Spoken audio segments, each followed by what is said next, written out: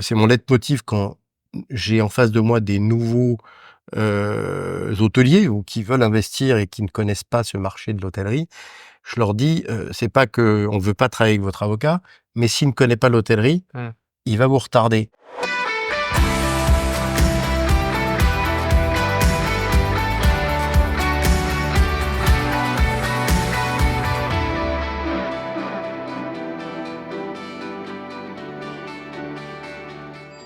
Vous êtes-vous déjà demandé comment les biens immobiliers arrivaient entre les mains des hôteliers et comment ils étaient négociés?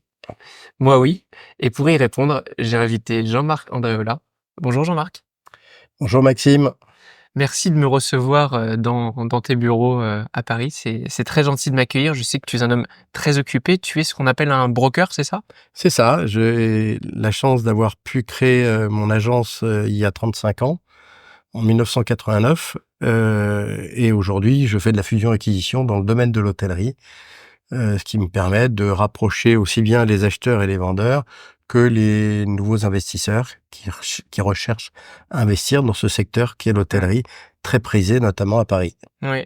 Pour rester déjà, commencer par le niveau débutant, donc c'est ça ce que fait qu'un broker, en fait, tu as des biens à disposition et tu mets en lien des vendeurs avec des acheteurs? C'est en quelque sorte c'est ça, c'est-à-dire c'est une super agence immobilière Mmh. dédiée à l'hôtellerie. C'est un peu plus complexe qu'un bien immobilier traditionnel puisque, il faut considérer qu'un actif hôtelier comporte à la fois un actif immobilier souvent Mmh. et un actif commercial. Oui. Donc la réglementation, rentre en ligne de compte et nous, on doit être, les conseils, je dirais, aussi bien des vendeurs que de l'acheteur pour apporter les réponses aux différentes questions qu'on pourrait avoir quand on vend comme quand on achète, à Mmh. savoir au niveau des droits qu'on doit payer, sur le plan social, sur le plan juridique, sur le plan Mmh. fiscal, sur le plan commercial. Donc on a l'obligation de monter des data rooms, ce qu'on appelle, donc tout un ensemble de données économiques et juridiques à mettre à disposition des conseils des acquéreurs, de façon à ce que ces derniers puissent connaître l'actif dans toute sa configuration Mmh. et pouvoir accepter de l'acquérir et d'aller jusqu'au bout Ouais. de l'acquisition. Donc ça se fait pas comme un bien immobilier traditionnel, ça va beaucoup, beaucoup plus loin.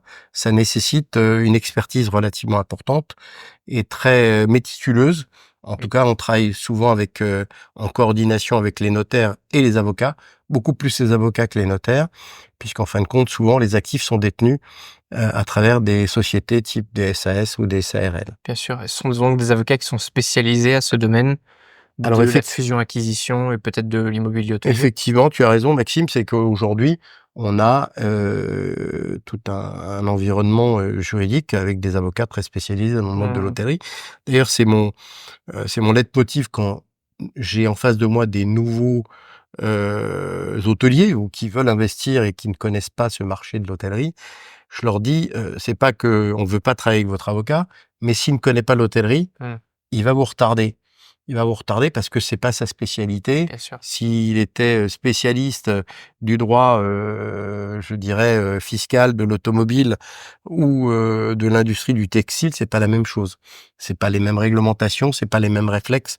Donc, à chaque fois qu'on a eu à supporter, je dirais entre guillemets, Oui. des conseils qui n'étaient pas des conseils, du réseau, on subissait des échecs.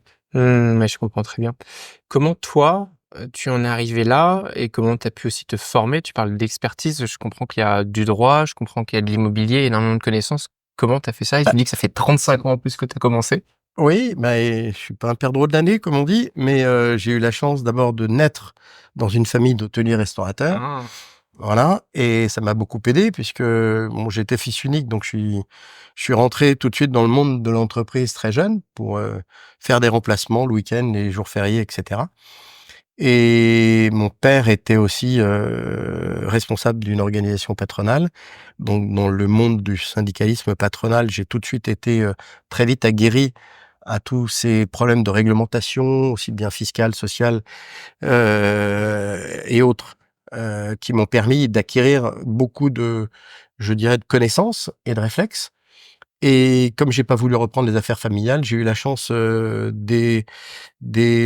presque mon premier emploi, d'être recruté à l'époque à la CNRH, Chambre nationale de la restauration et de l'hôtellerie, qui était une grosse organisation patronale, qui regroupait, l'hôtellerie indépendante parisien du Palace aux 2 étoiles, toute la partie chaîne hôtelière, la restauration collective, la restauration rapide, les traiteurs, et cetera. Donc une grosse organisation qui était, concurrente de la FNIH à l'époque, Oui. qui est maintenant l'UMI.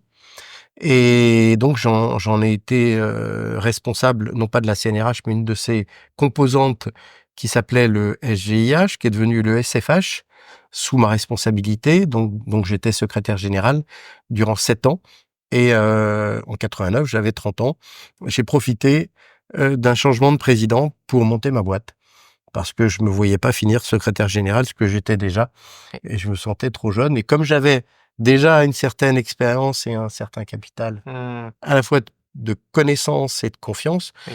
et que j'ai été poussé par mes amis hôteliers à aller de l'avant, bah, je les ai écoutés et j'en suis à la fois fort aise et je suis tellement heureux, de ce que je fais, passionné et bien entouré parce que quand on a des amis comme clients, on peut pas être malheureux parce que, Oui, on essaye d'abord de les servir le mieux possible bien sûr. et d'autre part de faire en sorte d'être toujours, à la fois précis, compétent et d'aller chercher le meilleur de soi qu'on peut donner, Mmh. aussi bien aux acheteurs qu'aux vendeurs, mais aussi parfois dans des projets, qui sont des projets plus de développement sur du long terme.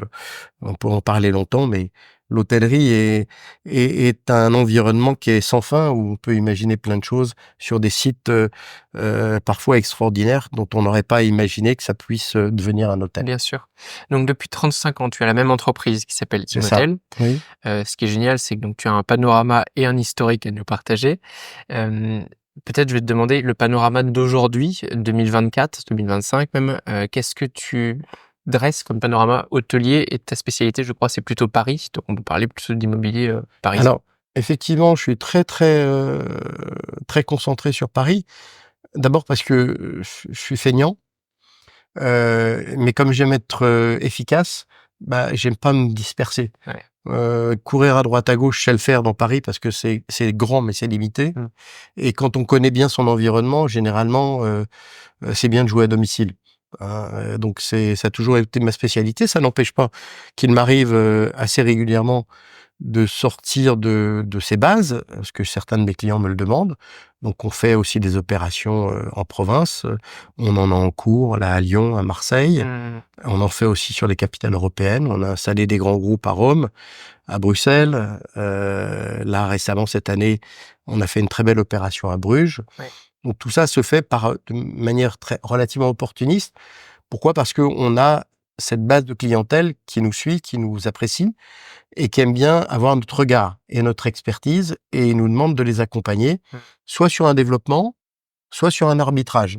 Donc si c'est un développement, bah, on va mettre en place tout notre réseau sur le plan, national ou européen qui nous permet d'aller chercher la bonne information. Actuellement, on travaille notamment pour un de nos clients sur la Suisse, sur Genève, car on a quelques clients qui veulent aujourd'hui se délocaliser pour des raisons qu'on peut comprendre Mmh. et donc on a été amené à se rapprocher de certains de nos confrères, en Suisse pour pouvoir, accéder à des Ouais. informations et permettre à nos clients de connaître quel était l'état du marché et leur apporter des opportunités existantes qui peut-être vont se réaliser dans les semaines ou les mois à venir. J'imagine que ça rajoute une complexité supplémentaire quand tu quittes le pays et donc le droit français?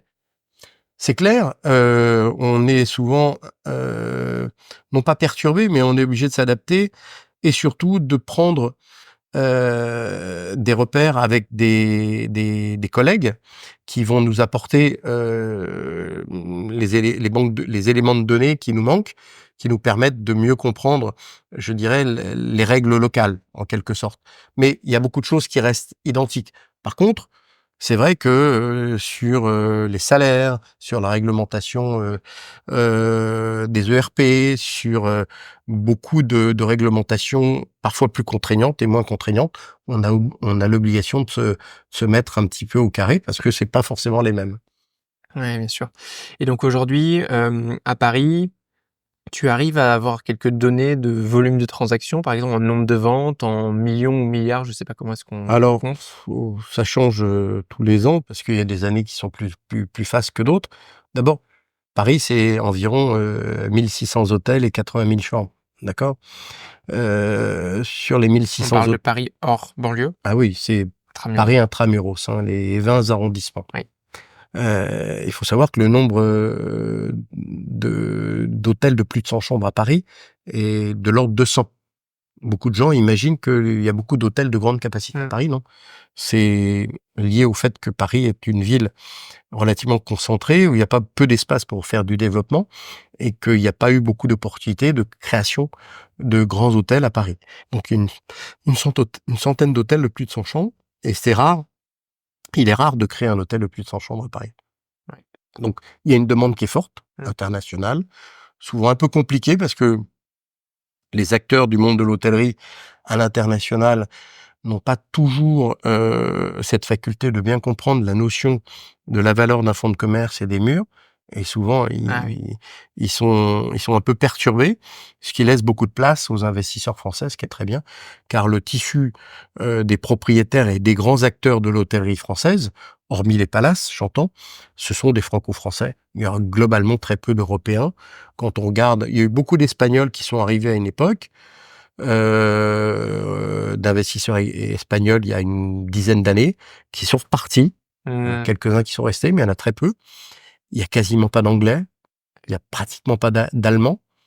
Donc, en fin de compte, on va dire le maillage des propriétaires exploitants. Alors, bien sûr, il y a des franchises, mais derrière chaque franchise, il y a un individu ou Oui. une famille ou un club deal. Voilà. Ouais. Donc aujourd'hui, on peut dire qu'il y a eu une mutation. Pourquoi? Parce qu'on a vu, il y a une dizaine d'années, une bonne dizaine d'années, arriver des grosses structures qui se sont, mobilisées pour faire des club deals.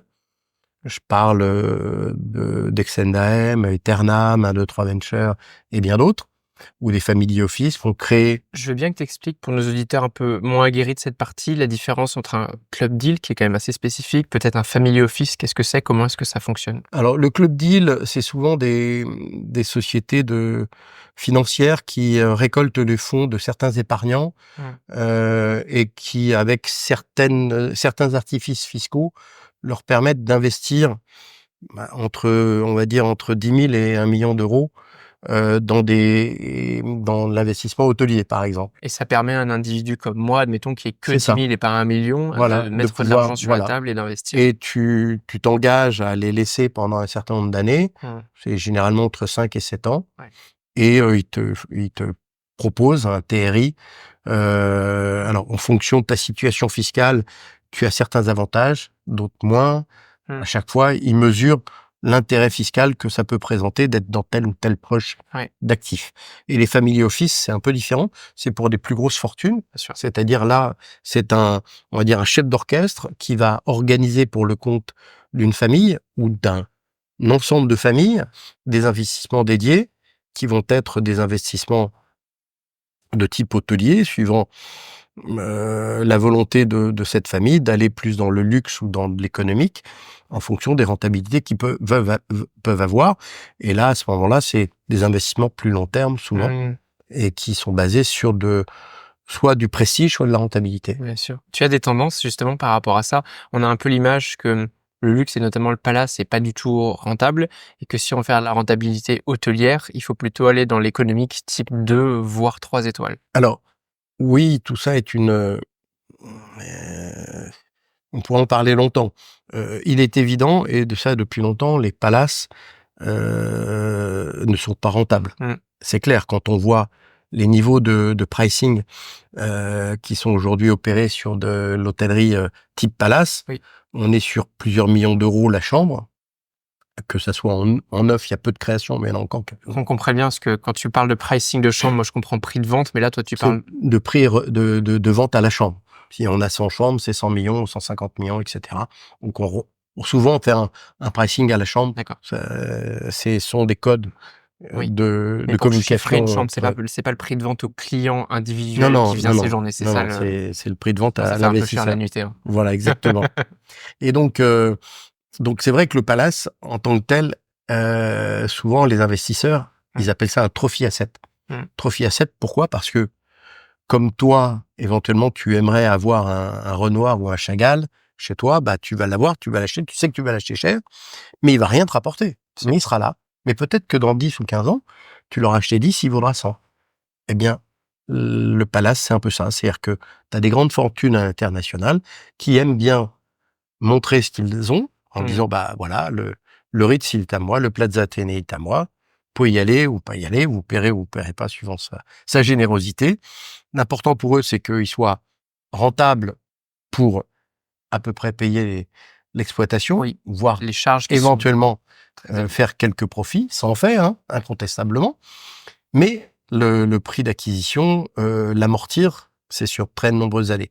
Donc ces gens-là voient plus à la revente la plus-value. Mmh. Et surtout le fait de le posséder. Bien sûr. Quand tu as des grands, je ne citerai pas de grandes familles françaises, mais qui veulent s'acheter des immeubles très très chers parce qu'ils veulent absolument avoir un emplacement, ils savent le payer très cher Oui. parce qu'ils veulent l'avoir. Ils veulent dire que c'est à eux cet emplacement-là. Maintenant, l'hôtellerie, c'est pareil. Il y a certaines grandes familles à l'international, Mmh. souvent des familles du Moyen-Orient, qui ont aujourd'hui globalement l'intégralité des palaces à Paris, sauf une famille allemande qui a Oetker, la famille Bristol. Oetker qui est propriétaire du Bristol, voilà, et t'as le Lutetia aussi qui est propriété d'une famille israélienne, voilà, mais hormis cela, les autres appartiennent à des familles du Moyen-Orient. Mmh. Donc, pour revenir à ce que tu disais, ta question d'origine, sur la rentabilité, effectivement, il est plus concevable d'aller chercher de la rentabilité avec de l'hôtellerie économique. Maintenant, on fait beaucoup plus de plus-value sur les tranches d'hôtellerie entre le 3 et le 5 étoiles. Ah oui. C'est-à-dire qu'aujourd'hui, beaucoup de gens recherchent ce qu'ils appellent de la value add. C'est de la valeur ajoutée qui pourrait créer en transformant ou en améliorant la qualité des prestations fournies dans l'hôtel. C'est-à-dire en le rénovant, en apportant des éléments de confort, en réduisant le nombre de chambres, mais en permettant de d'apporter des services complémentaires et ainsi de pouvoir vendre un peu plus cher la chambre. Au niveau effectivement de l'hôtellerie économique, on est plus dans un environnement où on va aller chercher de la rentabilité, mais ça permettra à l'investisseur, effectivement, peut-être d'avoir moins de plus-value à la cession de son actif, mais une rentabilité plus certaine. Par exemple, là typiquement, je suis avec des clients qui sont des gens relativement fortunés et qui se posent la question. Ils se Mmh. posent réellement la question de dire, est-ce que je vais dans un seul actif prime, donc où ils vont mettre le maximum de Oui, ce qu'ils peuvent 100%. avoir pour avoir un beau 5 étoiles Mmh. d'une capacité certaine, donc un gros prix, plusieurs dizaines de millions d'euros, ou sur 2 actifs, plutôt 3 et 4 étoiles, Oui. toujours dans des beaux quartiers, mais nettement moins chers et de la même façon, ils ont à peu près les mêmes niveaux de chiffre d'affaires et je leur ai posé le vrai problème intellectuel parce que pour eux, d'un côté, tu vas montrer que c'est à toi, Mmh. une pièce rare, qui sera plus sujet à des événements politiques et économiques, parce que sur le plan international, quand ça va mal, c'est toute l'économie, l'industrie, le monde du tourisme qui s'en ressent. Bien sûr. C'est-à-dire qu'à un moment donné, tout le monde est rattrapé. Donc, c'est vrai que les classes intermédiaires, quand tu te trouves dans le 2, 3, 4 étoiles, tu subis moins des crises que quand tu es dans le 5 étoiles et dans le palace. D'accord. Plus on descend vers l'économique, plus il y a un phénomène de tampon et amortisseur sur des crises qui, malheureusement, sont devant nous. Il y en aura. Oui. Et Ça, on en a eu et on en aura encore. c'était pas évident pour moi, tu vois? Parce qu'on dit souvent que le luxe s'en sort toujours et on l'a vu dans précédentes crises, donc je m'imaginais qu'ils étaient moins sujets à un peu cette fracture et cette baisse d'activité dès qu'il y avait une quelconque crise. Ah bah la crise, Moi, tu l'as compris ça fait de nombreuses années que je suis dans ce monde de l'hôtellerie et on en a vu un paquet quand même des Ouais. crises et on va encore en subir. Et à chaque fois, on les oublie. Le problème, c'est qu'on oublie vite. Enfin, c'est Ouais. pas un problème, c'est une évidence. Et tant mieux. Hein, c'est un peu comme une maladie. Quand on a mal au pied, on s'en souvient sur le moment, et puis 8 jours après, on l'a oublié. Mmh. Bah, la crise, on a la chance, nous, quand on parle de Paris, j'entends, parce qu'on a cette chance, c'est que ce sont des produits liquides. On a une forme de numerus clausus au niveau de l'hôtellerie à Paris, Mmh. c'est qu'il y a pas peu de création. Il y a eu une volonté de la ville de Paris dans les années 2005-2015. Pendant 10 ans, j'en ai été un des principaux conseils de la ville de Paris à ce moment-là, qui m'avait demandé de les assister, de les accompagner sur un développement hôtelier qu'on a réussi à mettre en place. Et on les a aidés à construire ce développement, mais qui était raisonnable et raisonné. Et ça a donné l'objet de création d'un certain nombre d'hôtels. Donc certains promoteurs ont pu réaliser de bonnes opérations. Mais aujourd'hui, quand on regarde le nombre de permis de construire pour des créations d'hôtels dans Paris, il n'y en a quasiment pas. Mmh. Donc on a une forme de numerus clausus. À une époque, il manquait de capacité hôtelière dans Paris. Aujourd'hui, on ne manque pas. Moi, j'ai connu des années où effectivement, on logeait des Parisiens lors des grands salons internationaux jusqu'à Fontainebleau. Ouais. Aujourd'hui, c'est plus le cas. On ne Mmh. voit plus ça. Donc on a suffisamment de chambres, on a une capacité qui est suffisante. Maintenant, le tourisme peut continuer à se développer. Mais quand on voit ce qui se passe à travers le monde, à cause de l'écologie, à cause de beaucoup de contraintes au niveau des déplacements et des mises aux normes, il n'est pas certain que on ait besoin de développer la capacité hôtelière parisienne, ce qui permet de garder cette valorisation Ouais. des actifs existants, et ce qui est aussi l'élément important du choix de ces investisseurs qui s'intéressent à notre secteur d'activité, Mmh. car ils y trouvent une forme de valeur refuge. Complètement. C'est un effet rareté et une valeur refuge. Ouais. Concrètement, si moi aujourd'hui, je suis hôtelier, j'achète un bien à Paris, je sais que dans les années à venir, il y a de fortes chances qu'ils prennent en valeur et il n'y a pas, de nombreux hôtels qui vont s'ouvrir à côté de moi, de nombreux concurrents qui vont faire que ça va se dévaloriser. C'est ça, C'est ça que tu dis. c'est complètement ça. Hop, hop, hop, j'interromps quelques instants votre visionnage de l'épisode, simplement pour vous dire que vous êtes de plus en plus nombreux à me suivre sur YouTube et je vous en remercie. Vous l'avez vu, je mets beaucoup d'énergie pour que tous les épisodes soient filmés depuis le début de l'année 2024.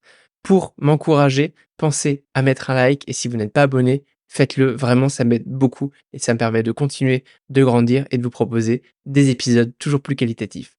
Allez, je vous arrête pas plus longtemps et retour à l'épisode. Tu parlais, donc de la différence entre le fonds, enfin le bien immobilier et le fonds de commerce. Oui. Est-ce qu'aujourd'hui dans les ventes et les propriétaires avec lesquels tu échanges, comment ça se répartit? Ce sont principalement des propriétaires murs plus fonds ou est-ce que souvent un propriétaire gère ses murs et ses fonds? Je te pose la question parce que moi mon métier c'est d'être hôtelier, donc je comprends très bien la gestion hôtelière, beaucoup moins l'immobilier et j'ai quand même l'impression que ce sont 2 métiers très, très différents. Alors, tout ça est une vieille histoire parce qu'en fin de compte, comment on a pu en arriver là? Oui. Hein, tout le monde pourrait se poser cette question, et c'est une question très juste que tu poses, parce que il faut être né dedans et puis avoir compris qu'est-ce qui s'était passé. Ça t'a pas échappé que on parle souvent des retraites, on parle souvent de problématiques du lendemain Mmh. après une vie professionnelle. L'hôtellerie, elle s'est pas faite en un jour, mais elle est pas aussi vieille que ça. Alors, je parle pas des grands hôtels qui pouvait y avoir dans les stations thermales ou autres, comme pouvait y en avoir à Paris, où à l'époque les gens se déplaçaient avec leur personnel et ils allaient dans des hôtels pour des longues périodes. Toutefois, dès lors où le transport s'est mis en marche, que ça soit le train et l'aviation, c'est-à-dire juste après-guerre, on va dire, où la fluidité des échanges, aussi bien régionaux que européens, qui n'existaient pas à l'époque, et internationaux, on a commencé à voir ces facilités de transport arriver juste après la guerre. Et c'est à ce moment-là que, il y a eu ces hôtels qui, à l'époque, étaient on va dire des maisons d'hôtes, hein, parce que, bah, il y avait des gens de commerce qui passaient, qui venaient à Paris, ils s'installaient pour une semaine et ils vendaient ce qu'ils avaient à vendre, Oui, mais ils restaient sur place, une petite semaine pour voir l'ensemble de leurs clients. C'est le monde du tourisme existait que très peu, bien sûr. au même titre que le commerce international. Mmh. En l'espace de même pas un siècle, 70 ans, on est passé, d'un monde, où l'hôtellerie était une hôtellerie où on rendait un service, un gîte et un couvert, aujourd'hui où c'est du loisir et aussi du corporate parce que les gens se déplacent à travers le monde pour aller voir leur entreprise, pour aller faire des actes de commerce, mais ils peuvent aller de New York à New Delhi en s'arrêtant à Paris, en repassant par Londres, en l'espace d'une semaine. Ils ont besoin de trouver un hôtel. Or, dans les années 1950, quand l'hôtellerie s'est mise en place dans Paris, Mmh. dans ces différentes maisons qui étaient des maisons d'hôtes où les gens pouvaient recevoir à la fois un repas et un couchage, souvent avec des toilettes ou une salle de bain sur le palier. Oui, Hein, je rappelle que dans les années 70, il y avait beaucoup d'hôtels et même les années 80 c'est qui n'avaient récent, pas mais ça de salle de bain complète dans chaque chambre, hein. On avait parfois des salles de bain, moi j'ai bien connu puisque quand j'étais dans le monde du syndicalisme patronal, dans les années 86, on a fait la première réforme des normes hôtelières. ouais. Et donc c'est là où on a rendu obligatoire qu'il y ait, notamment dans les 3 étoiles, bien sûr 4 et 5 étoiles, des salles de bain dans toutes les chambres. Mmh. À l'époque, c'était Ça paraît fou, hein? 86, c'est il y a pas longtemps, hein. Oui. Complètement. C'est il y a moins de 40 ans. Bon, donc pour te dire, tu vois, comme quoi, les choses ont beaucoup changé. Alors pourquoi je reviens là-dessus? C'est pour dire simplement que ces petites maisons qui se sont, développées avec, surtout des gens qui étaient, des gens relativement modestes, qui arrivaient de nos régions profondes de la France. Pourquoi? Parce qu'on appelait les bougnats, hein, qui faisaient, le charbon, le bar et puis, Mmh. le gîte et le couvert pour les gens qui passaient dans Paris et qui devaient travailler. Donc dans tous les quartiers, tu avais des petits immeubles qui s'organisaient et qui faisaient une hôtellerie, comme ils pouvaient. Et ces hôtels se sont, au fil du temps, restructurés. Puis il y a eu les normes hôtelières. On s'est adapté, on a commencé à faire des travaux. Quand tu vois qu'à une époque, moi chez des hôtels, quand j'ai démarré ce métier, dans les années 80, eh bien, il y avait des hôtels qui faisaient, 90 chambres. Aujourd'hui, quand je les revois, il y en a plus que 40. Pourquoi? Pour suivre les normes. Bah, parce que, à l'époque, les cellules étaient, Mmh. Oui, 7-8 mètres carrés sans salle c'est de ça. bain, Un lit, un mur, avec, un seul ascenseur, voire pas d'ascenseur, un seul escalier. Aujourd'hui, tu as des normes, tu as des contraintes au niveau des ERP et cetera et cetera. Alors pour revenir à ce phénomène de mur et fond, parce que c'est là où tu voulais en venir, Mmh. qu'est-ce qui s'est passé? Ces gens-là, ils se sont adaptés, ils ont continué à exploiter, mais ils ont vieilli. À l'époque, je te rappelle, après-guerre, la retraite, elle n'existait pas. Mmh. Comment ils ont fait pour avoir une retraite? Bah, ils ont vendu leur fonds de commerce, ils ont gardé les murs. Oui, malin. Voilà ce qui s'est passé. Donc on a un maillage qui s'est fait comme ça. D'accord, et c'est à ce moment-là que la séparation s'est faite entre C'est les essentiel. rentiers immobiliers Voilà, c'est ça. et les exploitants des fonds de commerce. Et aujourd'hui, on essaye de les regrouper.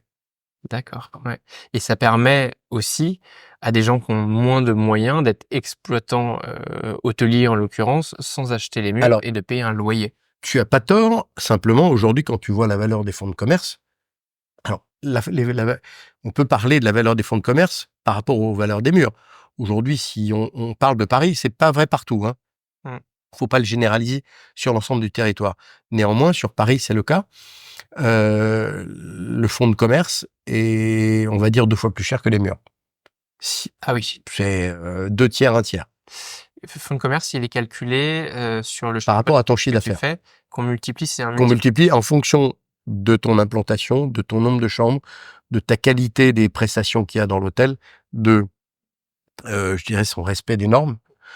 On va pas, donner une même valeur à un hôtel qui n'a pas d'escalier de secours, qui a des alors quand je dis qu'il n'a pas d'escalier de secours, qui, a beaucoup trop de dérogations. Tu vois? C'est un petit peu, un hôtel qui peut être mis en cause demain, Oui. parce que si demain les normes de sécurité venaient à se durcir, Mmh. on pourrait exiger à ce qu'il ferme une colonne de chambre pour mettre un escalier de secours. Donc, il prend un risque Oui. en achetant un hôtel qui fait 40 chambres avec un seul escalier, d'avoir demain une norme qui nous tombe sur la tête et nous dise, bah voilà, il faut un escalier de secours et il perdrait peut-être 6 ou 7 chambres et donc il perdrait une grosse partie de son investissement. Mais tout ça, ça rentre en ligne de compte quand nous faisons une évaluation, une expertise. On doit apporter ces éléments de réponse ou ces éléments d'appréciation. Toi, tu les fais ces calculs de fonds de commerce dans les Bien sûr, ouais, c'est partie bien sûr, de ton accompagnement? on fait souvent, on accompagne souvent, notamment des avocats, des notaires, par rapport à des successions, par rapport à des évaluations de patrimoine, par rapport aussi à des institutionnels qui sont propriétaires de murs d'hôtel. Toi, typiquement, en ce moment, on travaille avec un institutionnel qui nous demande une évaluation de murs d'un de ses actifs, qui est un hôtel parisien. On vient de recevoir la data room. On va lui sortir son évaluation dans le courant de la semaine prochaine, Oui. de façon à ce qu'il puisse apprécier réellement la valeur de cet actif. Bien sûr. Je sais que tu n'as pas de boule de cristal, mais tu as déjà donné des éléments de réponse tout à l'heure. Peut-être approfondir cette partie. Selon toi, comment va évoluer ce marché immobilier parisien, c'est de ça dont on parle dans les années à venir? Peut-être sur le maillage dont tu parlais entre indépendants, chaînes, français, étrangers. Est-ce que tu as un peu une Alors, tendance? d'abord, les chaînes seront toujours présentes, mais les chaînes sont pas des acteurs fondamentaux puisque c'est pas elles qui investissent. Je te rappelle que les chaînes, ce sont des marque-pages, ce sont des gens qui apportent leur enseigne et qui veulent voir briller leur nom au firmament des immeubles. Mais ils te demandent des royalties importants. Oui. C'est nécessaire dans certains cas. Moi, c'est ce que je conseille à certains investisseurs. Dès lors où tu dépasses une certaine capacité, il est utile d'être aidé par rapport à une marque internationale pour t'accompagner et surtout sécuriser ton investissement. Mais dès lors où tu as moins de 80 chambres, la première marque au monde qu'on peut aujourd'hui revendiquer, Mmh. c'est Paris. Oui, Il n'y a pas plus belle marque. bien sûr. C'est ce que je dis à tous mes amis et mes clients qui me posent cette question. Je leur dis, mais attendez, vous avez une marque qui est toute trouvée, c'est Paris.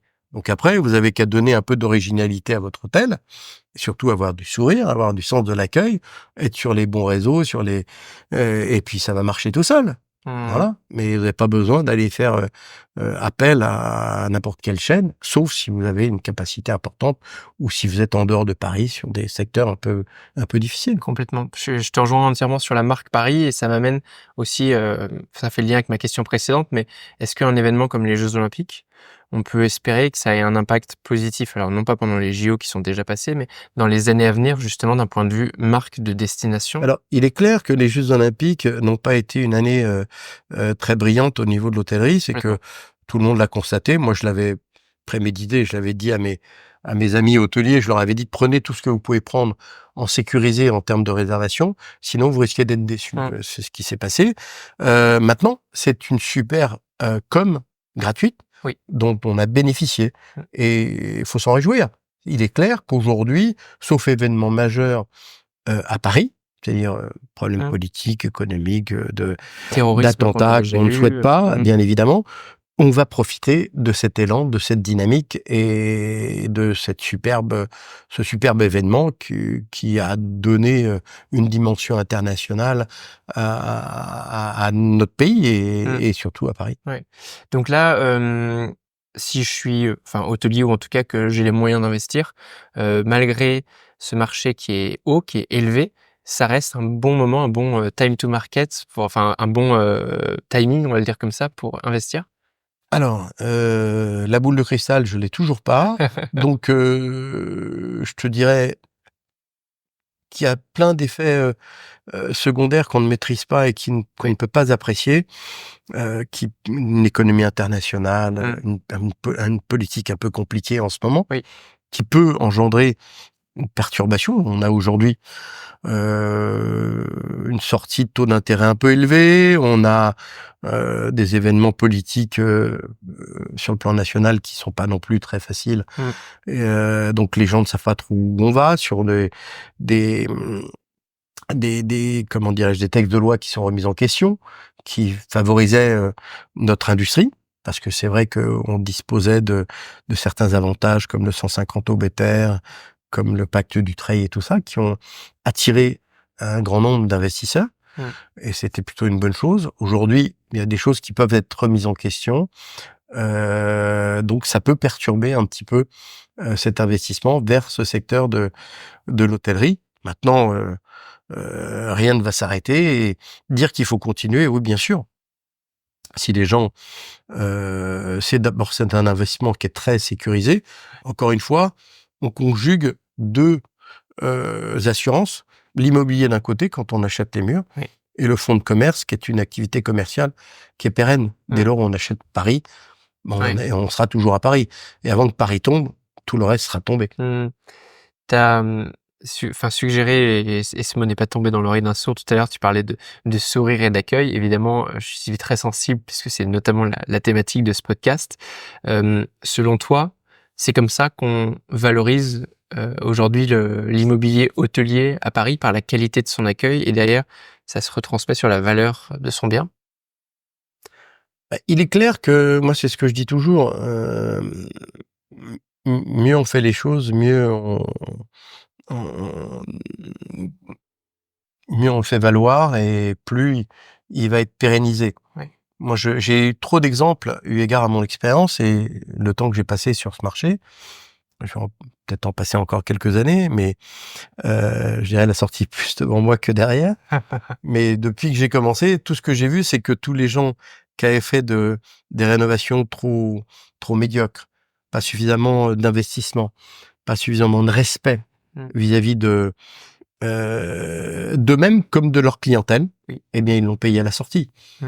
Hein, il faut non seulement avoir du sourire, mais avant le sourire, il faut investir ce qui est nécessaire et pas faire des travaux en demi-mesure parce que le client va le voir et, et vous, à la revente, enfin l'hôtelier qui aura investi ses deniers personnels, qui aura investi son temps, bah, il sera déçu peut-être 10 ans après parce qu'il aura mal fait son travail. On l'a vu beaucoup, cela, dans les années 80, où il y a eu une vraie dynamique de restructuration de l'hôtellerie Ah. à l'époque, où beaucoup de ces petits hôtels dont je parlais, qui sortaient de l'après-guerre, avaient besoin de se restructurer. Et on faisait beaucoup de transformations à la va-vite, avec des entreprises plus ou moins sérieuses, et la volonté, c'était de faire beaucoup de chambres. Donc on gardait des cellules relativement étroites, donc on était sur des cellules minimalistes. Et on s'est aperçu que ça marchait pas. Enfin, au bout de 10 ans, on s'apercevait que ces hôtels-là n'avaient pas une grande vocation. Et donc on a supprimé un certain nombre de chambres, heureusement, pour redonner plus d'espace, plus de confort et plus de bien-être aux clients. Parce que qu'on soit, on va dire, aisé ou dans des classes moyennes ou des classes, on va dire, moins aisées, il faut en avoir plus pour son argent, quel Bien que sûr. soit, Ouais. l'emplacement, et il faut respecter le client. Et il faut se respecter soi-même, et un investissement juste, c'est un investissement où on fait bien son travail. Ouais, complètement, ça fait le lien avec beaucoup de sujets qui me tiennent à cœur. Hem, hôteliers ou non hôteliers, mais imaginons qu'ils sont déjà du métier. Quels conseils tu donnerais à, quelqu'un qui aujourd'hui souhaiterait investir dans l'immobilier parisien puisque encore une fois, c'est celui que tu maîtrises? Bah, le conseil qu'on pourrait lui donner, parce que n'importe comment, c'est des gens que je reçois tous les jours. Oui. D'abord, je peux comprendre qu'ils soient indécis, qu'ils soient perturbés, parce que souvent ils ne savent pas trop, Mmh. qu'est-ce que peut leur, proposer le marché et le milieu. Donc il faut qu'ils s'entourent de conseils, d'experts, dont je fais partie, des gens qui soient suffisamment loyaux, heu, pour leur dire la vérité. La grosse problématique, c'est que on est très peu à Paris à bien faire ce métier. Hein, Il y a beaucoup de non-professionnels qui font ce métier uniquement par intérêt par et pas opportunisme. forcément par respect. Mmh. Moi, ma volonté, c'est toujours d'aider le client et non pas à tout prix d'essayer de lui caser quelque chose. Ouais. C'est d'abord de comprendre ce qu'il veut, voir quels sont ses moyens, pourquoi il le fait, et à partir de là, de faire une synthèse en disant: «Oui, vous pouvez. Non, vous pouvez pas» et s'il peut pas, lui dire pourquoi. Soit parce qu'il a pas assez de fonds propres, soit parce qu'il a pas la volonté, soit parce qu'il a une mauvaise idée de l'aboutissement Bien sûr. de cet investissement qu'il souhaitait faire. Mmh. Parce que bien souvent, il y a des gens qui, dans le cadre de dîners mondains ou amicaux, vont rencontrer des hôteliers parisiens Ouais. et «Ah ouais, tu sais, j'ai, heu, j'ai acheté un hôtel à ma femme, c'est fantastique, ça cartonne dans tous les sens, patati patata». Donc le gars sorti de là, il veut faire la même chose. Il a son copain lui a juste oublié de lui dire, c'est qu'il l'avait acheté il y a 10 ans, Mmh. qu'il avait eu l'opportunité de faire une bonne affaire et qu'il avait mis les fonds propres qui allaient bien. Et moi, combien de fois je vois arriver des gens en me disant: «Voilà ce que je veux faire» et je leur demande: «Mais avez-vous des fonds propres?» «Oh oui, mais c'est combien?» «Bah, pas grand-chose». Parfois, ils me parlent de 10. C'est malheureusement, ce sont des investissements lourds qui nécessitent beaucoup de fonds propres. Donc il faut que les gens, quand ils veulent vraiment investir dans Mmh. ce domaine d'activité, qu'ils aient conscience qu'ils vont devoir mettre beaucoup, beaucoup de fonds propres. C'est minimum 50. C'est ce que j'allais te demander. Ouais, ça donne, une bonne tendance, Voilà. ouais, de ce qu'il faut de ce qu'il faut un petit peu, sortir. Ce serait quoi là où les premières étapes justement de cet hôtelier, pour faire une acquisition? Est-ce qu'il commence par aller voir, un notaire? Est-ce que c'est un broker? Est-ce que c'est un avocat? Prendre un peu La première chose qu'il devra faire, sur le principe, c'est, de venir, me voir ou de voir quelqu'un un petit peu, qui me ressemble, pour essayer de comprendre et qu'on pose sur la table, mmh, tout son environnement, ses motivations, son périmètre et ses choix et ses disponibilités. À partir de là, moi, je vais l'aider à construire, sa programmation. Si tant est qu'on puisse rassembler, les opportunités qui correspondent à ses moyens et à ses motivations. Parce que bien souvent, tu t'aperçois qu'il y a des gens qui veulent acheter pas cher, quelque chose de très cher. Tu leur dis: «Bah, désolé, mais allez voir qui vous voulez, moi je suis pas capable». mmh, Donc il faut aussi qu'à un moment donné, on puisse être en phase. Donc en venant me voir, déjà, bah, on va gagner du temps. Alors effectivement, si tout ça correspond, après moi je vais lui demander quels sont ses conseils. On en parlait tout à l'heure, il faut absolument qu'il choisisse un conseil et après il fait ce qu'il veut. Mais comme je lui dis: «Faites attention, votre avocat, s'il connaît pas le monde de l'hôtellerie, ça va être compliqué». Donc dans la mesure du possible, je lui dis: «Cherchez-en un, si vous en avez pas, je lui donne la liste de 3 ou 4, il va les consulter, il choisit qui il veut». C'est vrai pour les architectes, pareil. ouais, S'il y a des gros travaux à faire, je dis: «Attention, les architectes, ils savent dessiner, mais quand vous n'avez pas un architecte spécialisé en hôtellerie et pas spécialisé à Paris, ça peut être, franchement une galère». c'est un sujet que Donc j'ai abordé sur ce de la podcast même avec des façon, architectes, ouais. c'est pareil. Mmh, Alors le notaire intervient que très peu, sauf s'il y a une acquisition de murs ou sauf quand il y a des audits liés à l'acquisition, je dirais de la société dans lequel il y a les murs, où le notaire va intervenir sur les origines de propriété pour être bien sécurisé sur l'origine de propriété et faire en sorte que notamment les banques le demandent et l'exigent pour que bien garantir la vente. Hein. Mais voilà ce qu'il faut faire. C'est pas qu'il y a beaucoup de choses à faire, c'est que au départ, il faut faire l'analyse de la motivation de la personne complètement, ouais, et être vraiment en phase avec cette personne. ouais. Pour se rendre compte un peu aussi, c'est quel, je sais pas, volume, si on peut le dire comme ça, de personnes que tu accueilles pour ça, qui sont dans cette dynamique? J'arrive pas à me rendre compte s'il y a énormément de potentiels nouveaux acheteurs. Ah bah, tous les ans, on doit recevoir, presque 40 à cin entre 40 et 50 candidats nouveaux. Ah, c'est beaucoup, ouais. Ouais, c'est énorme. Mmh. Mais,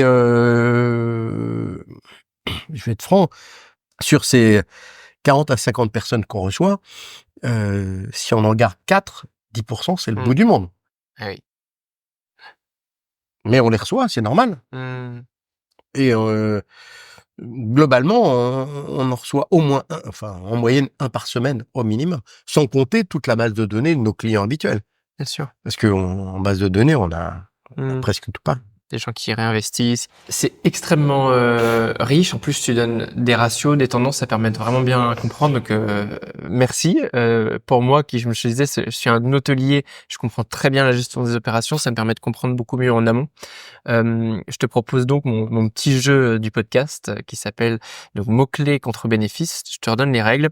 Tu partages un ou des mots-clés qui sont, s'ils sont utilisés par mes auditeurs, soit sur YouTube ou sur Apple Podcast, en échange de quoi ils obtiennent un bénéfice de ton choix.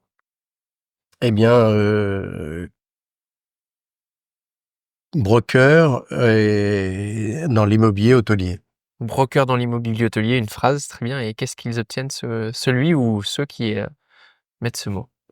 Avec grand plaisir, un entretien de 30 minutes avec moi, Magnifique. Ils pourront faire partie de ces 50 rares candidats par exemple. échanger avec toi. Par exemple. Pourquoi pas, et on Ou essaiera de on le... pourra même les recevoir ici. Ouais, excellent. Merci beaucoup en tout cas pour ce partage. Je sais que ton temps est précieux. J'en prends encore quelques secondes pour mes questions Pas de problème. signatures. Je te propose un voyage dans le temps. Chez toi en plus, ça peut être long. Tu as beaucoup d'années de carrière. Si tu pouvais revenir en arrière à n'importe quel moment de ta carrière, à quel moment est-ce que tu reviendrais? Qu'est-ce que tu changerais si tu changerais quelque chose, bien sûr? Pas grand-chose, si ce n'est prendre plus de temps avec les gens qui m'ont marqué. Mmh. C'est facile à dire après. Oui. Un peu moins pendant, parce que on s'aperçoit après le coup Ouais. que ces gens ont eu de l'importance. C'est un bon message, ouais. Tu as une recommandation de lecture à nous partager? Bon, moi, j'ai été très marqué dans mon enfance parce que je suis un garçon qui aime me ressourcer dans la nature. Et j'ai eu la chance de lire pratiquement toutes les œuvres de Pagnol. Et une des œuvres qui m'a beaucoup plu et qui est je dirais le fondement de mon, pas de ma vie, mais de ma sensibilité, on va dire, c'est La gloire de mon père, par exemple, Marcel Pagnol, qui est à la fois je dirais cette reconnaissance du fils vis-à-vis de son père, Oui. cet attachement à la nature, ce goût de la quête, qui en fin de compte, la vie a commencé comme ça sur terre, où il a fallu comment dirais-je, s'adapter à la nature, s'adapter aux contraintes de la vie. Et je trouvais tellement beau ce livre avec toutes ces odeurs, toute cette ambiance et réellement cette communion entre le respect de l'enfant vis-à-vis de son père et de cette admiration que l'enfant portait à son père. Alors peut-être parce que j'ai été fils unique et j'ai la chance aussi d'avoir un garçon, mais aussi une fille, mais avec qui j'ai beaucoup de proximité. Pour moi, ça a été le livre qui m'a marqué quand j'étais jeune et pour lequel je garde beaucoup de sensibilité. Et voilà. Ouais, je comprends. Très, très bien. Tu as une citation favorite, Pagnol ou quelqu'un d'autre? Pas de Pagnol, mais c'est une citation que j'aime ressortir et qui est mon capital génétique qui me vaut ça parce que j'ai des ancêtres qui viennent de l'Italie. Oui. Et j'ai une grande sensibilité pour ce pays qui a aussi une charme fou. Et j'aime répéter quelque chose qui est aussi en moi, qui dit la chose suivante: «Chi va piano va sano, chi va sano va lontano». Ça veut dire qui va doucement va longtemps et qui va longtemps va sûrement. Excellent. Qui aimerais-tu voir et entendre sur Hospitality Insiders après toi? Il y a tellement de personnes qui mériteraient Je sais. d'être confrontées, je dirais, à tes questions et à à ta bonne humeur et puis à ta sagacité. Je citerai quelqu'un pour lequel j'ai beaucoup, beaucoup de respect et une amitié très profonde, Serge Cachan. Ah. Tu connais? Alors je connais, c'est son fils Cachan qui est hôtelier. Tu peux me... Serge Cachan, c'est le président du groupe Astrotel. Oui, je connais son fils. Alors, je pense pas, tu dois connaître son neveu, Jonathan. Jonathan Cachan. Voilà, Non, c'est son neveu. Pardon, très bien. Voilà, et Serge est encore président du groupe Assotel. C'est un garçon, formidable et qui a, aussi une antériorité dans le monde de l'hôtellerie. C'est un sage de notre profession, un homme sage, c'est un homme brillant, c'est un homme juste, et je suis fier d'être son ami. Excellent, ouais. Ils ont une vingtaine de têtes, je crois, C'est ça, sur Paris. Je vois très bien. Je serais ravi, en effet, de mais j'en ai beaucoup d'autres que je j'aimerais, et sais, pardon aux autres de ne pas les avoir c'est la cités. difficulté de Voilà, cette question-là, de devoir mais faire je pense qu'ils m'en voudront pas, mais ils savent que je pense à eux. une sélection. Écoute, si tu me mets Maintenant, si tu veux, je t'en fais plein d'autres, hein. ça va me faire les années à venir de Ah là, tu vas podcast. pouvoir bosser. Je serais ravi. Quelqu'un qui aimerait te contacter pour, les sujets dont on a parlé, quel est le meilleur moyen de le faire? Link, Linktruk? voilà, on veut LinkedIn. pas LinkedIn, voilà, LinkedIn, je ou remettrai par mail. des informations par email. Excellent. Hem, cher, Jean-Marc, on arrive à la fin de cet épisode. Je vais donc te laisser les derniers mots. C'est la seule fois de l'épisode où je vais pas rebondir sur ce que tu me diras. Si tu avais un tout dernier message à faire passer à nos insiders, à nos auditeurs, quel serait-il? Si en un mot, c'est d'être, confiant, opiniâtre et joyeux.